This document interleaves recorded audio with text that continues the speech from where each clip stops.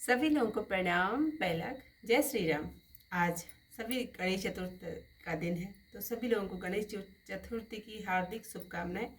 और मैं आगे की कथा को आरंभ करते हुए, जब भगवान श्री राम अत्रि मुनि के आश्रम से सर्वंग मुनि के आश्रम में पहुंचे, वहां पर उन्होंने अनेक मुनियों की हड्डियों को देखा। तो उन्होंने अपनी भुजा उठाकर यह प्रतिज्ञा की कि पृथ्वी को राक्षसों रहित कर दूंगा। फिर सब मुनियों के आश्रमों में जाकर उन्हें सुख दिया। अगस्त ऋषि के एक चतुर शिष्य सुतीक्ष्ण नाम के थे, जिनकी भगवान में बड़ी प्रीति थी। वे मन, कर्म और वाणी से श्री राम जी के चरणों के दास थे। स्वप्न में भी किसी और को देवता का भरोसा नहीं था। जो ही प्रभु का आगमन कानों से सुना, त्यों ही बहुत प्रकार के मनोरथ करते हुए आतुरता से उठ दौड़े। हे विधाता, दीन बंधु रामचंद्र जी, क्या मेरे जैसे सठ पर दया करेंगे? क्या स्वामी रामचंद्र जी भाई लक्ष्मण सहित मुझे अपने सेवक के समान मिलेंगे? मुझे मन में पक्का भरोसा नहीं है, क्योंकि मेरे मन में न भक्ति है, न विशेष प्रीति है और न ज्ञान है। मैंने न तो सत्संग, योग, जप और तप ही किए हैं, और न मैं राम जी के चरणों में मेरा दृढ़ स्नेह ही है, परंतु करुणा निधान की एक टेव है कि जिसे दूसरे का सहारा नहीं, क्या उन्हें प्यारा लगता है? क्या वो उन्हें प्यारा लगता है? आज संसार के बंधन से छुड़ाने वाले प्रभु के मुख कमल के दर्शन करके मेरे नेत्र सफल होंगे। शिव जी कहते हैं, हे पार्वती, वे ज्ञानी मुनि प्रेम में पूर्ण मग्न हैं, उनकी दशा कही नहीं जा सकती। मुनि को दिशा और विदिशाओं का ज्ञान नहीं रहा, न कोई मार्ग सूझा। मैं कौन हूँ और कहाँ जाता हूँ यह भी नहीं जानते। कभी पीछे घूमकर आगे चलते, कभी गुण गा कर नाचने लगते। इतने खुश थे ऋषि मुनि ने पूर्ण प्रेम भक्ति पाली। प्रभु रामचंद्र जी वृक्ष की आड़ में छिपकर देखने लगे। मुनि की अत्यंत प्रीति देखकर संसार के दुख को हरने वाले भगवान मुनि के हृदय में प्रकट हो गए। तब मुनि अचल होकर बैठ गए। शरीर पुलकित होकर कटहल के फल के समान हो गया। तब रामचंद्र जी मुनि के पास चले और अपने भक्त की दशा देखकर मन में बहुत खुश हुए। राम जी ने मुनि को बहुत जगाया, पर वे नहीं जगे, क्योंकि मुनि को तो ध्यान का सुख प्राप्त हो रहा था। तब राम जी ने अपने राज रूप को छिपा लिया, मुनि के हृदय में अपना चतुर्भुज रूप दिखाया। तब मुनि घबरा कर उठे, जैसे मणि के बिना नागराज घबरा जाता है।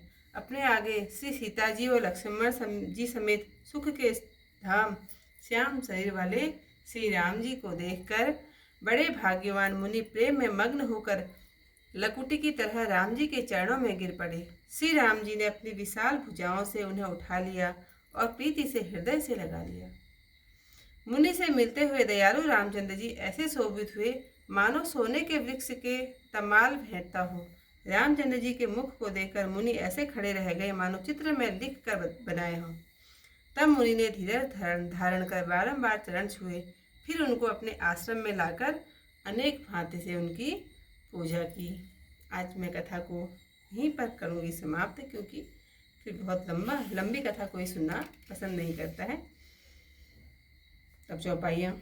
मुनि अगस्त्य कर शिष्य सुजाना, नाम सुतीक्षण रति भगवाना। मन क्रम वचन राम पद सेवक, सपने हो आन भरोस न देवक। प्रभु आगमनु सवन सुनि पावा, करत मनोरथ आतुर धावा। हे विधि दीन बंधु रघुराया, मोह से सठ पर करिहि दाया। सहित अनुज मोहि राम गुसाई, मिलहि निज सेवक की नाई। मोरे जिय भरोस दृढ़ नाही, भगति विरति न ज्ञान मन माही। नहीं सतसंग जोग जप जागा, नहीं दृढ़ चरण कमल अनुरागा। एक वाणी करुणा निधान की, सो प्रिय जाग के गति न आन की। होई है सुफल आजु मम लोचन, देखी वतन पंकज भव मोचन।